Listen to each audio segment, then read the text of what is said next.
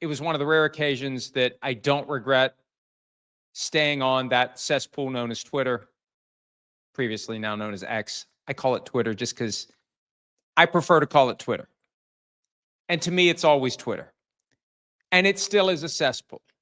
But got a question yesterday that ended up being very useful. We'll talk about that again in a second.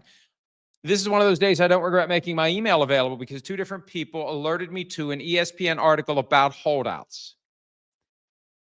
And it looks at holdouts from all angles. It's a holdout hashtag long read from John Keim of ESPN.com. There was a paragraph in particular with quotes from Bill Polian, Hall of Fame general manager. And at the very bottom, he was talking about all the factors that come into play and all the people you hear from when you're mired in a holdout and you're being criticized and you're getting support from colleagues. And sometimes management counsel will get involved. And whoa, wait a minute. Hang on a second.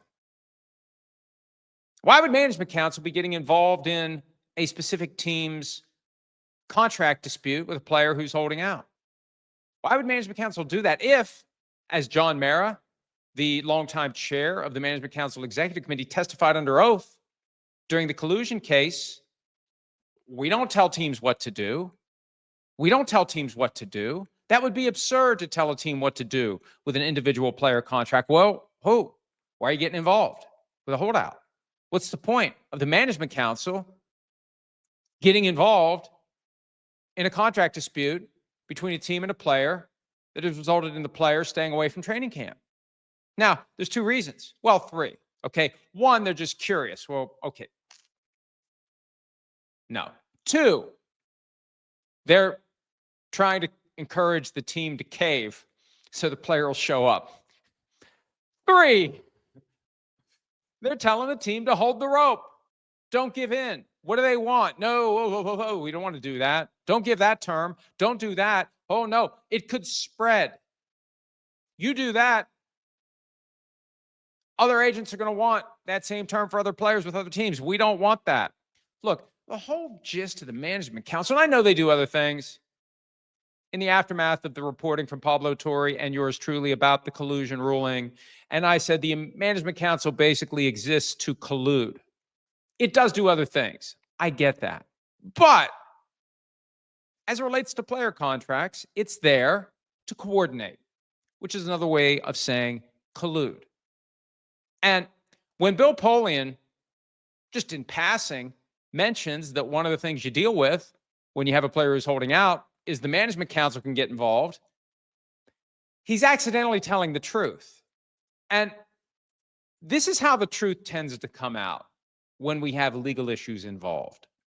It doesn't come out in direct response to a Tom Cruise, Jack Nicholson, I want the truth, you can't handle the truth, and eventually breaks him down and he says, you're goddamn right I did. That never happens. The truth accidentally sneaks out when you're talking about something else. Isn't that how it always goes? I didn't eat the last bag of Cheetos. I did not. Did you? I did not eat the last bag of Cheetos.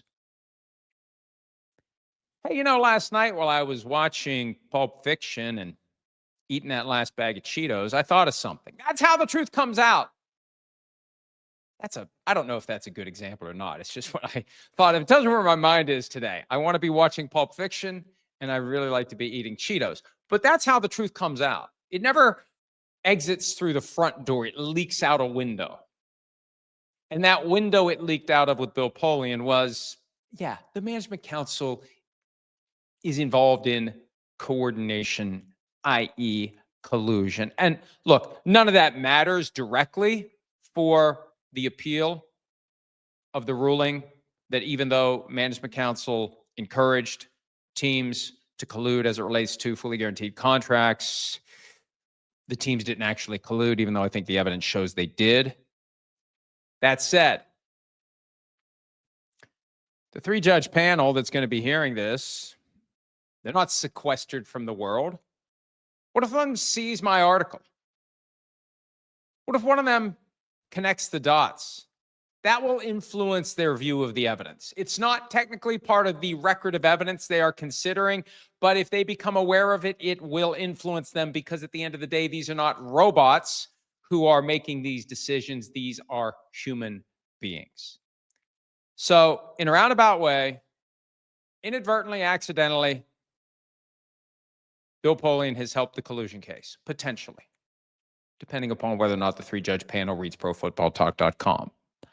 I got a feeling at least one of them does. I just have a feeling. At least one of the three. I don't know who the three are. I got a feeling at least one of them do. Hi, it's Mike Florio. Thanks for watching PFT on YouTube. Hit subscribe for the latest news and analysis from Pro Football Talk.